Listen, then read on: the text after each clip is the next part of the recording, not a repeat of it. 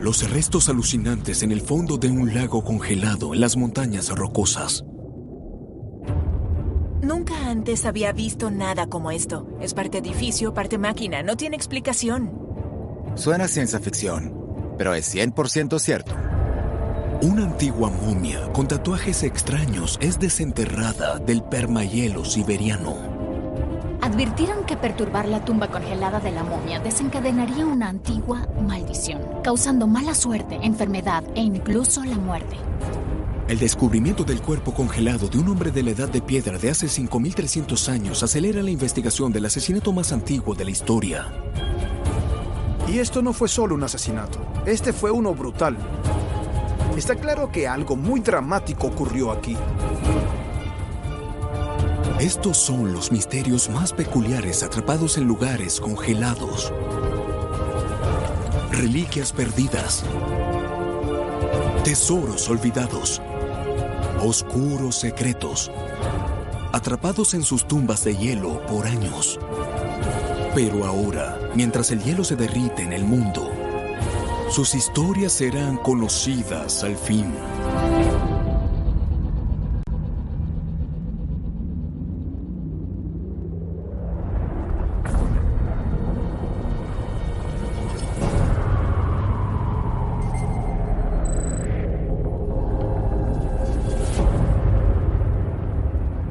En lo alto de las montañas de Altai, en Siberia, en la frontera de Rusia, Mongolia y China, se encuentra la meseta de Ukok.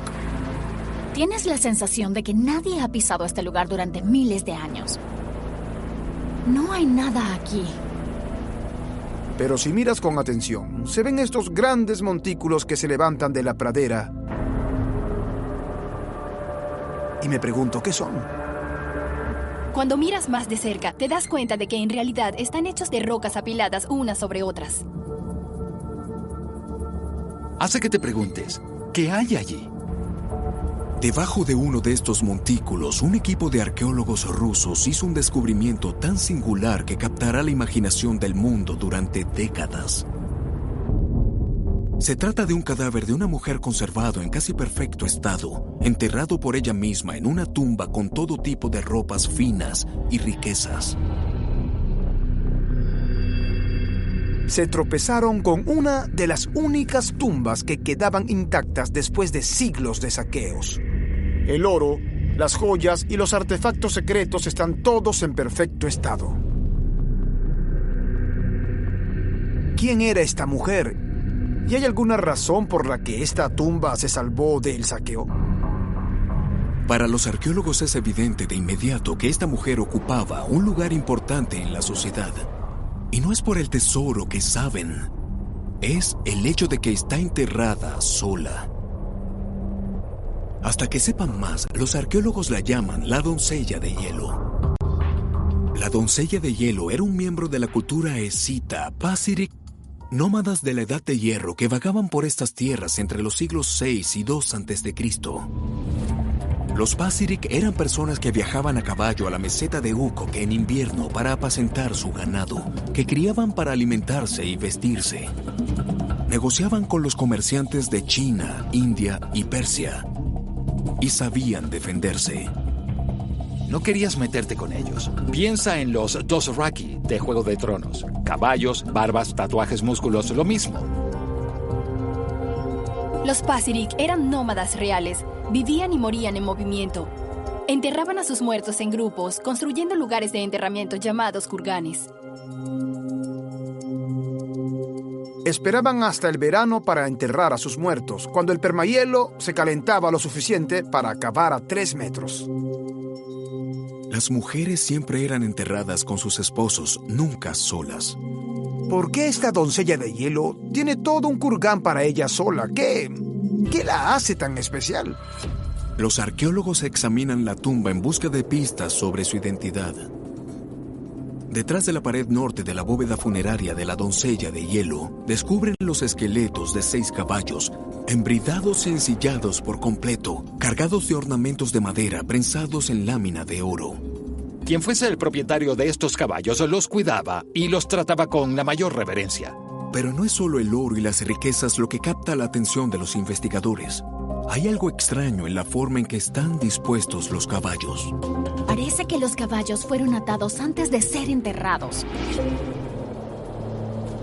Si miras sus cráneos, todos tienen estos agujeros parecidos, del tamaño de la punta de un hacha. Todo ello indica que estos caballos fueron sacrificados quizás para acompañar a la doncella de hielo en el más allá. ¿Eran estos sus caballos? ¿Podría haber sido una guerrera? Explorando esta teoría, los investigadores recurren a la momia. Asomado por debajo de una de las mangas de su camisa hay un tatuaje. Cuando tiraron de la ropa hacia atrás para revelarlo por completo, se trataba de los más bellos y elaborados tatuajes de bestias fantásticas que recorrían la longitud de cada brazo. Los Pacific son conocidos por tener algunos de los tatuajes más sofisticados e intrincados de la historia. Es increíble lo modernos que se ven estos tatuajes, tanto en términos de diseño como de ejecución. Podrían haberse entintado la semana pasada y no se notaría la diferencia. Pero no solo eran bonitos, tenían un propósito. Para los Pacific, los tatuajes eran como un documento de identidad o un pasaporte al más allá. Creían que era la única manera de que sus familiares los reconocieran en el reino espiritual. ¿Podrían los tatuajes de la doncella de hielo ser un código para su identidad? Los dibujos de los animales son increíbles. Animales reales, animales míticos, animales hacia arriba, animales hacia abajo.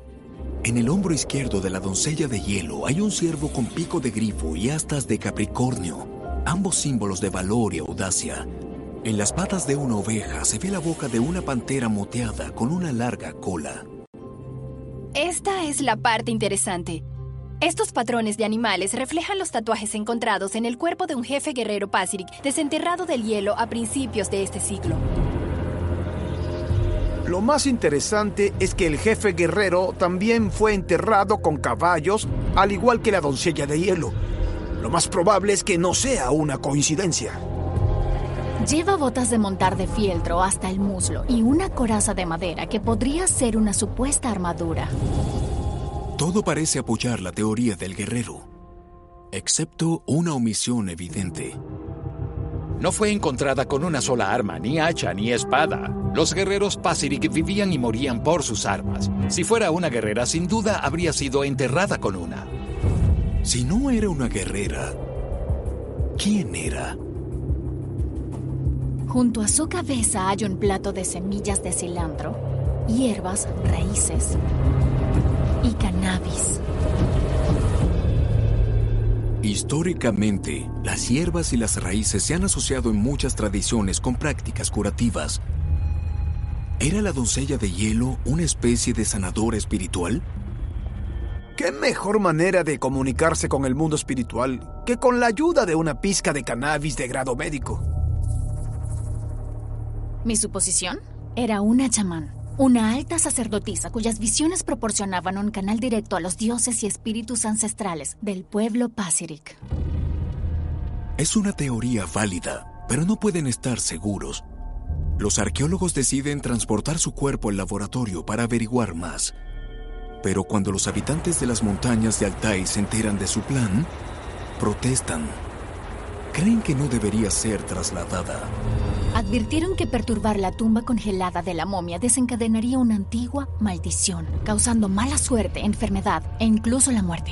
Los investigadores descartan las advertencias como una superstición inofensiva. Pero antes de que el helicóptero que transporta su cuerpo intente despegar de la montaña, algo malo ocurre. ¿Habrán despertado sin querer la maldición de la doncella de hielo?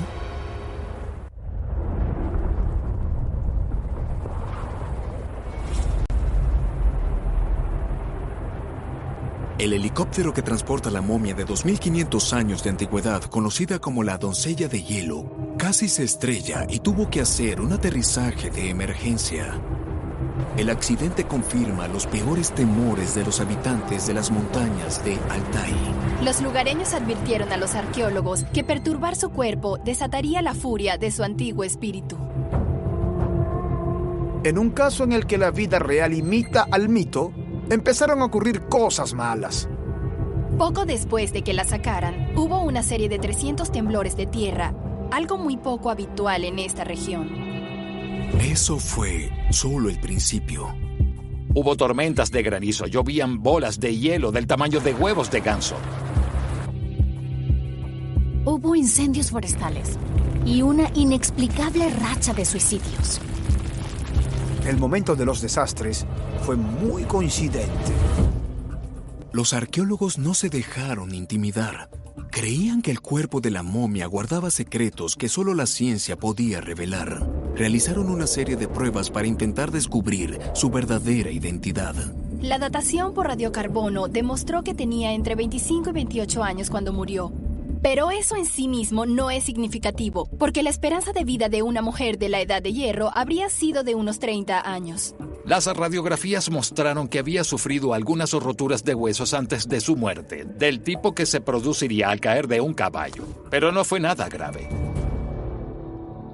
Era curioso. Su cráneo estaba intacto y no había marcas en su cuerpo que indicaran que había sufrido algún tipo de lesión mortal. Pero el estado de sus tejidos blandos sugería que había estado muy demacrada. ¿Estaría enferma? No fue hasta que los científicos le hicieron a la doncella de hielo una resonancia magnética que las respuestas empezaron a tomar forma. Los resultados de la resonancia magnética revelaron una impactante pieza del rompecabezas. Encontraron un tumor en su mama derecha. Parece que tenía cáncer de mama. Tal vez la mató después de extenderse a múltiples órganos durante varios meses insoportables. Dado su evidente alto rango en la sociedad, no hay otra razón para que estuviera tan demacrada. Solo el cáncer habría tenido ese impacto. El consumo de cannabis estaba muy extendido en la cultura Pacific. En vez de significar que era una chamán, quizás esta mujer solo usaba el cannabis como analgésico. En el museo pudieron ver más de cerca lo que llevaba puesto. Descubrieron que su blusa dorada de manga larga era de seda, que en aquella época era más preciada que el oro. Sin duda era una mujer con recursos. Llevaba pendientes de oro y una bolsa que contenía un pequeño espejo meticulosamente decorado con cuentas azules. Junto a ella, en la tumba, había 2 mesas de madera adornadas con carne y bebida. Un festín digno de la realeza. Solo las mujeres más poderosas de esta sociedad podían permitirse objetos como estos, como las esposas o las hijas de los jefes. En otras palabras, es probable que fuera una princesa. Los lugareños han estado llamando a la momia la princesa del hielo de Altai desde que fue descubierta. Es posible que hayan sabido desde el principio quién era.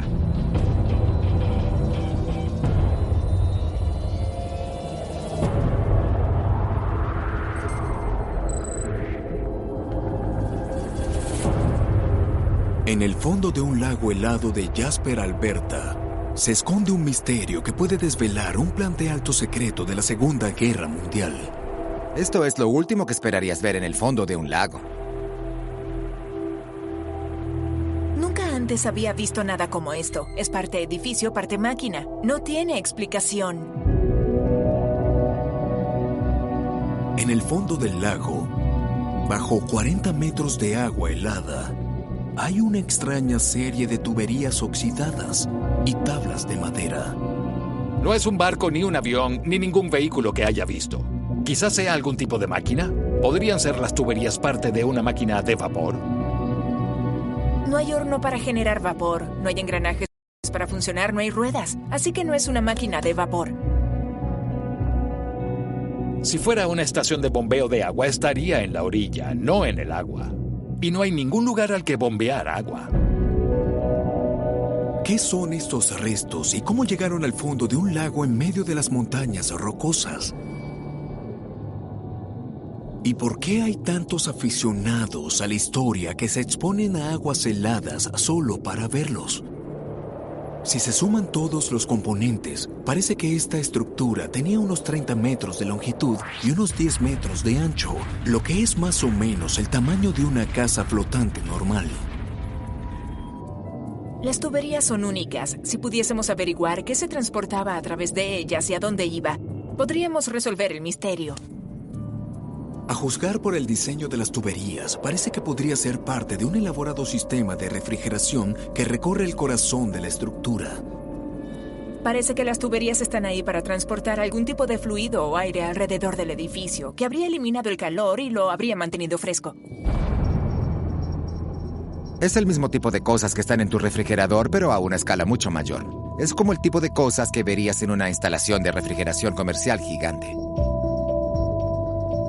No hay estantes, no hay armarios, no hay lugar para poner nada. No se amontonan las cosas en el suelo en medio de un marco de madera gigante para mantenerlas frías. ¿Qué hace un intrincado sistema de refrigeración dentro de una estructura de madera de 18 metros en medio de un lago helado? Algunos creen que la respuesta está en una de las ideas más extrañas y ambiciosas de la Segunda Guerra Mundial.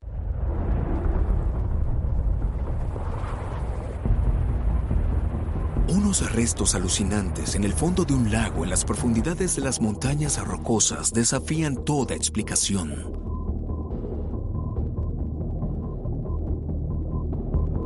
Todo este edificio era un gran refrigerador. Eso en sí mismo es extraño, pero ¿por qué está en el fondo de un lago? E incluso antes de llegar allí, ¿qué intentaba mantener congelado? La respuesta puede estar a miles de kilómetros de distancia en los documentos secretos de Winston Churchill de la Segunda Guerra Mundial. La capacidad de Gran Bretaña para ganar la guerra contra los alemanes dependía de toneladas de suministros enviados a través del Atlántico en barcos tripulados por civiles. Pero no había suficientes buques de guerra para protegerlos a todos, y los barcos aliados se hundían más rápido de lo que podían ser reemplazados. Los aviones de la época no tenían suficiente alcance para dar cobertura aérea a los barcos aliados, dejándolos a merced de los alemanes. Solo en junio de 1942 se hundieron más de 650,000 toneladas de suministros. Los aliados estaban desesperados por una solución, cualquiera. Llega Jeffrey Nathaniel Pike. Pike era un inventor maravillosamente excéntrico. Trabajaba con la Oficina de Guerra Británica y se le ocurrió esta idea salvaje. Básicamente era arrastrar un pedazo de hielo desde el Ártico hasta el Océano Atlántico y utilizarlo para aterrizar aviones. Pike llamó al proyecto Habacuc, un nombre hebreo que significa el que abraza. Los británicos intentarían cualquier cosa. El 4 de diciembre de 1942, Winston Churchill firmó un memorándum muy secreto donde se aprobaba el proyecto Habacuc para fabricar portaaviones secretos con icebergs.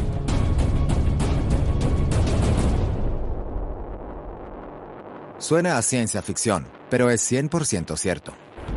Aunque parezca una locura, el proyecto tenía muchas ventajas. Los materiales de construcción, como el acero, escaseaban durante la guerra. El hielo era abundante y en ese momento se pensaba que los icebergs eran indestructibles. Por el hundimiento del Titanic en 1912, se creó la Patrulla Internacional de Hielo para eliminar la amenaza contra los barcos. Pero la patrulla pronto descubrió que no podía destruir ningún iceberg. Probaron con cañones, bombas e incluso torpedos. Pero ¿qué mejor para enfrentar a los submarinos que un inmenso iceberg inmune a los torpedos? Idearon una nueva sustancia para hacer los icebergs más fuertes. Una mezcla de hielo y trozos de madera que llamaron Pykrete en honor a Jeffrey Pike. Pensaron que sería duradera, que podría absorber la explosión de un torpedo, haciendo que el buque de guerra de hielo fuera invencible. Pero sabían que el hielo tenía una debilidad que debían superar. Mientras que podría ser invencible cuando de bombas o torpedos se trata, era vulnerable al clima cálido. ¿Cómo se evita que un iceberg gigante se derrite en las aguas del sur? Con un sistema de refrigeración gigante. Para probar el diseño y saber si era posible mantener el hielo constantemente frío, científicos e ingenieros comienzan a construir un prototipo a escala en la superficie helada del lago Patricia, en Jasper. El lago de Alberta estaba cerca de una vía férrea por la que podían trasladar los suministros al proyecto. También estaba cerca de un campamento de menonitas y dujobores que no participaban en la guerra. Ellos suministraron la mano de obra para la construcción. El lago también era lo bastante remoto como para mantener el proyecto como un gran secreto. Porque si vas a construir un gigantesco buque de guerra con hielo, quieres mantenerlo lejos de ojos alemanes. El diseño a tamaño real tenía 600 metros de largo. Tenía múltiples edificios en la superficie del hielo, cuartos para la tripulación y hangares excavados en el centro del iceberg. 600 metros es más del doble de largo que el Titanic. El buque habría pesado más de 2 millones de toneladas, habría tenido espacio para más de 300 aviones y el buque podría soportar olas de más de 15 metros de altura.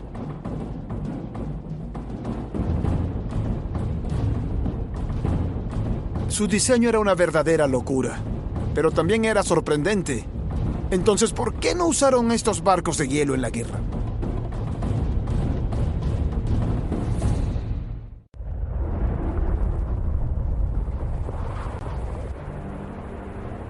El prototipo de un portaaviones de la Segunda Guerra Mundial, hecho por completo de hielo, nunca salió de su desarrollo. El HMS Abacook se mantuvo a flote y congelado durante todo el verano de 1943, pero fue abandonado en otoño cuando Churchill puso fin al proyecto. Los aliados utilizaron a Islandia y Portugal como bases para repostar sus aviones, lo que anuló la necesidad de aeródromos flotantes.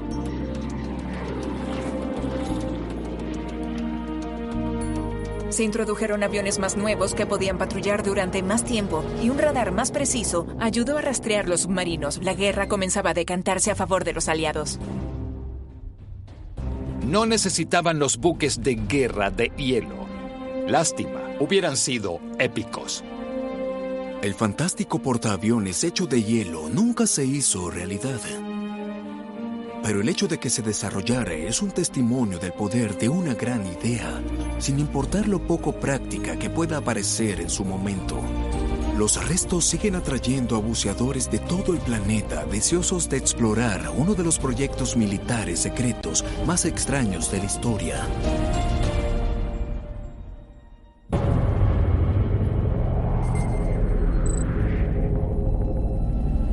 A 3.000 metros sobre el nivel del mar, en los emblemáticos Alpes italianos, un antiguo misterio de asesinato espera ser descubierto. Estás a miles de metros de altura en un pintoresco valle con una impresionante vista de las montañas y allí en el hielo hay algo que está totalmente fuera de lugar. Es bastante impactante encontrarse con algo así porque no es en absoluto lo que uno espera ver. Cuando dos montañistas de los Alpes tropiezan con un cuerpo en el hielo, suponen que se trata de un desafortunado montañero. Pero una mirada más cercana revela que lo que encontraron era mucho más extraño y mucho más antiguo. El cuerpo resulta ser una momia de 5.300 años de antigüedad que yace boca abajo sobre una roca y se ha conservado en perfecto estado durante todo ese tiempo.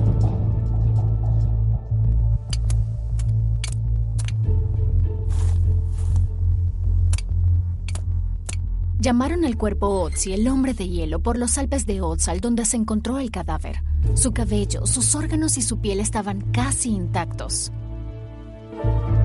A través de la evaluación se descubrió que Otzi había sido disparado por la espalda con una flecha, lo que significa que sorprendentemente Otzi fue asesinado. Y esto no fue solo un asesinato, fue uno brutal. Está claro que algo muy dramático ocurrió aquí. Este hallazgo arqueológico acaba de convertirse en la investigación de asesinato más antigua del mundo. Otzi vivió al final de la Edad de Piedra, una época antes de los países, antes de los reyes, en la que la mayoría de la gente sobrevivía cazando y recolectando. Fue un punto de inflexión en la civilización humana.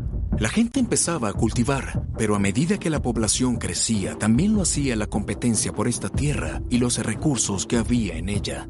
Algunos estaban dispuestos a matar por ella. ¿Quién entonces podría querer a este hombre muerto? Cuando examinan la herida de la flecha, encuentran la punta de la flecha de sílex todavía alojada en lo más profundo de su hombro izquierdo. La herida de la flecha fue la causa de la muerte. Perforó una arteria, causó una hemorragia masiva y finalmente fue fatal. Dada la profundidad a la que estaba alojada la punta de flecha de sílex, determinan que fue atacado a distancia. Le dispararon desde más de 30 metros de distancia. De seguro el arquero era muy hábil para hacer ese disparo. Ahora saben cómo murió. pero no quién lo mató y por qué. Se dirigen a la antigua escena del crimen en busca de pistas. Otzi aún lleva puesto uno de sus zapatos, hecho de hierba y piel. Lleva un arco con una pluma llena de flechas rotas y tiene una mochila llena de herramientas. Sus ropas eran de cuero y estaban muy bien hechas, y sus zapatos estaban diseñados para caminar sobre la nieve. Para su época, este era el mejor equipo de supervivencia. Estos habrían sido artículos deseables esenciales para la supervivencia en la montaña.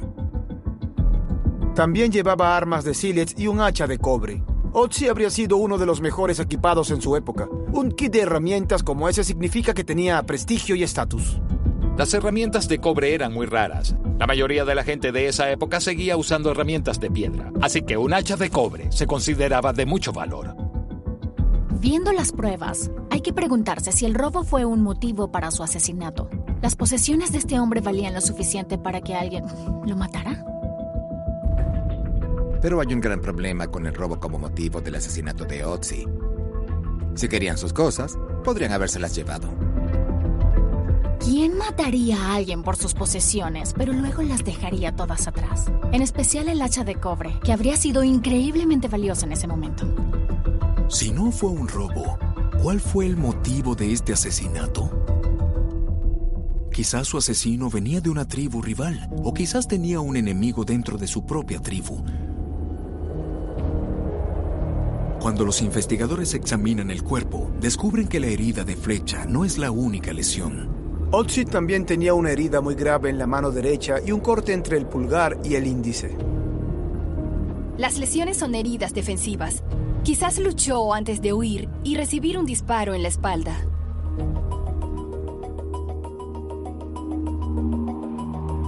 Cuando los científicos examinaron las heridas de la mano de Otzi, descubrieron que las lesiones muestran signos de curación. Esto implicaría que la herida tenía entre 24 y 48 horas. Cuando analizan las flechas rotas, encuentran en ellas la sangre de otras 2 personas. Esto los lleva a pensar que debe haber matado a esas personas, pues de lo contrario no habría podido recuperar sus flechas. Con todo esto, está claro que Otzi estuvo involucrado en múltiples ataques o peleas. No fue una emboscada aislada. Teniendo en cuenta la naturaleza de sus heridas, uno tiene que preguntarse qué estaba pasando aquí. ¿Era una batalla en curso? ¿Un conflicto singular? ¿En qué problemas estaba Otzi?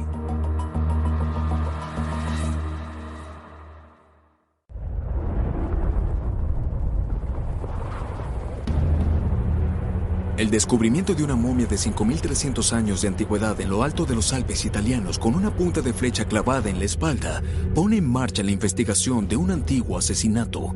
¿Quién mató a Otzi y por qué? Después de encontrar otras heridas defensivas en su mano que parecen ser de un incidente totalmente diferente, los investigadores se preguntan si Otzi simplemente tenía un mal día o si había algo más siniestro. La pregunta clave aquí es, ¿fue una serie de encuentros violentos no relacionados y pura coincidencia? ¿O fue una secuencia de 2 días de violencia que condujo a su asesinato? Si pudiésemos reconstruir sus últimos movimientos, arrojaría luz sobre lo que condujo a su muerte. ¿Cómo se puede saber dónde estuvo alguien hace más de 5.000 años? Otzi es una momia húmeda, o sea que todos sus órganos y la grasa corporal están bien conservados. Las momias húmedas son más raras de encontrar y ofrecen más información que una seca. Los científicos se realizan la autopsia del cuerpo de Otzi y hacen un intrigante descubrimiento. Otzi está tan bien conservado que aún tiene comida en su organismo, algo extraño de ver en algo tan antiguo. La velocidad de la digestión humana no ha cambiado mucho en 5.000 años. Si vemos en qué fase de su sistema estaba la comida, entre el estómago y el colon, podríamos saber cuándo la comió. La comida más antigua en su sistema tenía 33 horas, así que podemos ver todo lo que consumió desde entonces. No solo podemos determinar cuándo comió Otzi, sino que el análisis del polen también nos dice dónde comió. Cuando Otzi comía, consumía polen al mismo tiempo que su comida. Encontramos diferentes tipos de polen a diferentes altitudes dentro de las montañas. Así que, analizando el polen, podemos estimar aproximadamente la altura en la que estaba cuando comía. Los árboles de esta zona liberan su polen a distintas alturas. El carpe lo libera a menor altura. Las coníferas mucho más arriba en la montaña. El polen de fondo mezclado con la comida que Otzi comió 33 horas antes de su muerte procedía de pinos y abetos, que solo crecen en las regiones alpinas y subalpinas. Esto sugiere que Otzi estaba cerca de los 2.000 metros de altitud cuando tomó esa primera comida. De esto podemos deducir que estaba a una gran altura cuando consumió esa comida 33 horas antes de su muerte. Podemos decir que el primer encuentro violento de Otzi ocurrió alrededor de este tiempo, basándonos en el grado de curación de su herida en la mano. La siguiente capa de polen que encuentran es de carpe, lo que les indica que poco después de ingerir esta comida, Otzi descendió rápidamente de la cima de la montaña al valle. ¿Pero estaba huyendo de la pelea en la que fue herido? ¿O estaba persiguiendo a alguien para acabar con él? El fondo del valle habría sido un terreno muy accidentado y tenía muchos lugares para esconderse. Así que era un lugar para el juego del gato y el ratón. ¿Era el gato o era el ratón?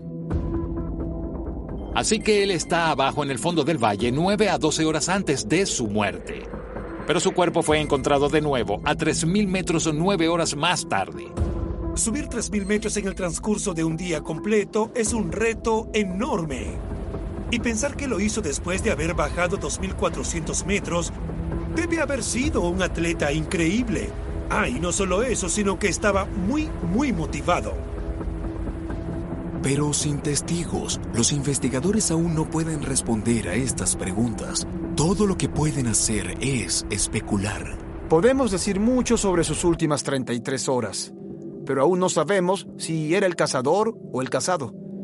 Y no sabemos si fue asesinado por un enemigo o por alguien de su propia tribu.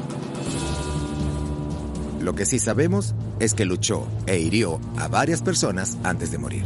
Y se movía rápida y erráticamente, a pesar de sus armas en mal estado y su mano gravemente herida. Le dispararon por la espalda desde lejos.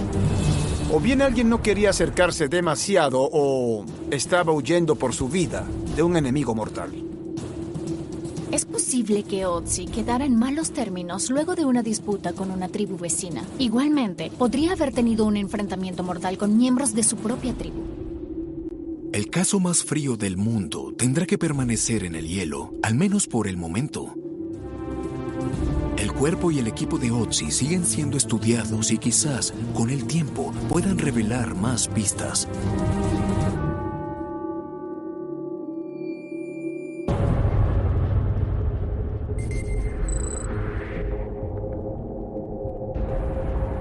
En las orillas de un arroyo helado que atraviesa el corazón del permahielo siberiano, se esconde un secreto nunca antes visto en el planeta. Se trata de un pequeño arroyo que alimenta un pequeño río en medio de la naturaleza. La única manera de llegar a este sitio sería en barco o a pie. Está muy lejos de cualquier pueblo. No solo es remoto, es casi inaccesible. Durante un viaje de caza en busca de renos, dos hombres de negocios rusos ven algo en la orilla que creen que podría ser una señal reveladora de su presa. Estos cazadores ven una pequeña mancha de piel que sobresale del hielo y el barro. Creen que pueden llevarlos a la casa, pero lo que encuentran es sorprendente. El pelaje está unido a los restos congelados de una cría de rinoceronte lanudo. Los científicos apodan al rinoceronte Sasha en honor a uno de los cazadores que hizo el descubrimiento. Un hallazgo como este no se ha visto nunca antes en ningún lugar del planeta. Este es el primero y hasta ahora es el único. Los científicos y arqueólogos pasan toda su carrera buscando activamente un hallazgo de esta magnitud.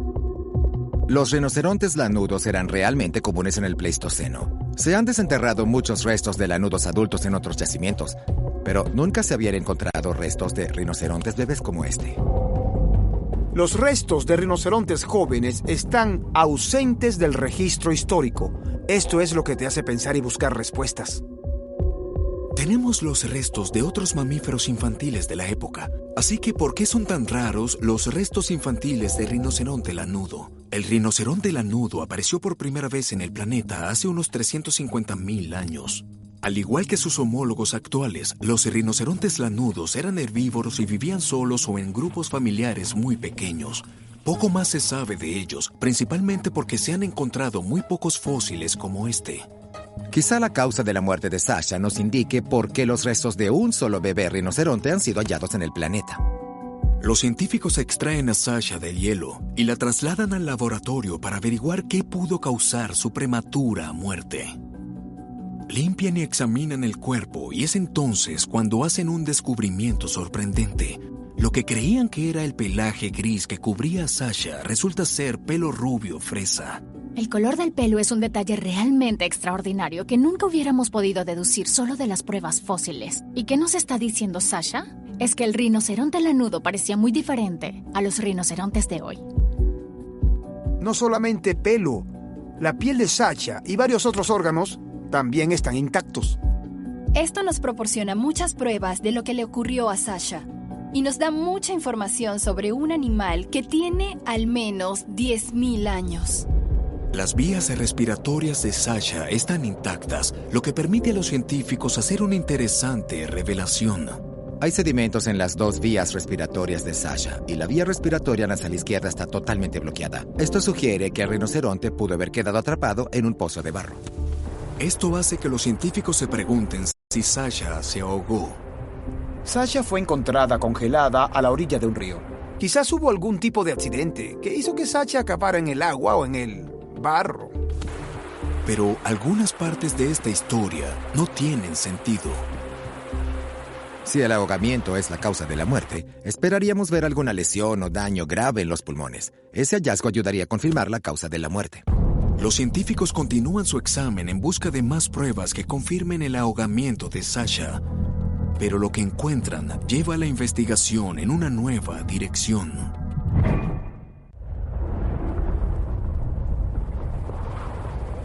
Los restos de una cría de rinoceronte lanudo encontrados en el permahielo siberiano plantean preguntas sobre cómo murió. Los científicos esperan que la respuesta revele más sobre por qué existen tan pocos fósiles de rinoceronte bebé. Los restos de Sasha muestran signos de lesiones graves, muy graves. Podemos ver extrañas marcas en la mitad inferior del cuerpo de Sasha, que indican que fue desgarrado o dañado de alguna manera. Estas no son el tipo de lesiones que se producen por ahogamiento. Entonces, ¿qué otra cosa podría haberlas causado? ¿Podrían haber ocurrido estas lesiones en un desastre natural? Quizás Sasha fue aplastada por un desprendimiento de rocas o una avalancha. No hay heridas en la cabeza ni en los hombros de los restos. Sería muy improbable que solo una parte del cuerpo se viera afectada por una avalancha, pero no el resto. Se esperaría ver heridas en todo el cuerpo, incluidas cabeza y hombros. Así que esto no parece haber sido un desastre natural. Los arqueólogos observan de cerca las extrañas marcas en la parte inferior del cuerpo de Sasha. Algunas de las heridas parecen heridas punzantes hechas por un objeto afilado. Entonces, ¿podrían los humanos haber cazado y matado a Sasha? Las pruebas muestran que los humanos se trasladaron a la zona hace unos 40.000 años. Los restos del rinoceronte lanudo tienen entre 10.000 y 34.000 años de antigüedad. Así que Sasha habría convivido con los antiguos humanos. Los rinocerontes son animales grandes que viajan en grupos. ¿Los humanos de esa época habrían sido capaces de dominar y derribar incluso a un rinoceronte pequeño? Restos de otras partes de Siberia sugieren que los humanos cazaban y mataban mamuts lanudos adultos. Estos son mucho más grandes que los rinocerontes, así que, en teoría, estos últimos no deberían haber sido demasiado grandes para los cazadores prehistóricos. Pero un examen más detallado de las heridas no apoya esta teoría. Las heridas en el cuerpo de Sasha son demasiado uniformes, demasiado parejas para ser de múltiples golpes de lanza. Parece haber un desgarro alrededor de las heridas que no sería característico de un ataque con lanza, que se esperaría que hiciera una herida punzante más limpia. No creo que haya sido por causa de una lanza. Si Sasha no fue asesinada por humanos, ¿quién la mató? Las heridas en el cuerpo tienen un patrón distintivo que se repite. Por cómo están dispuestas, se parecen mucho a las marcas de los dientes. Por el tamaño y la forma de las heridas punzantes y la forma en que están dispuestas, sugiere que Sasha fue atacada y consumida por un gran depredador. Los científicos determinan que las lesiones en el cuerpo son marcas de mordeduras consistentes con un gran gato. Uno de los grandes felinos que los habrían cazado durante el Pleistoceno fue el león de las cavernas. No hemos visto más restos de rinocerontes asesinados así. Si los leones mataban a las crías de esa manera, ¿por qué no encontramos más restos como los de Sasha? Los científicos aún tienen muchas preguntas sin respuesta. En las radiografías vemos que Sasha tenía bursitis, lo que habría inflamado gravemente sus articulaciones. Esto la habría ralentizado, tal vez impidiéndole correr y haciéndola vulnerable a los leones. Así que es posible que Sasha huyera del ataque de los leones, pero la bursitis podría haber hecho que el pequeño rinoceronte no fuera rápido para escapar.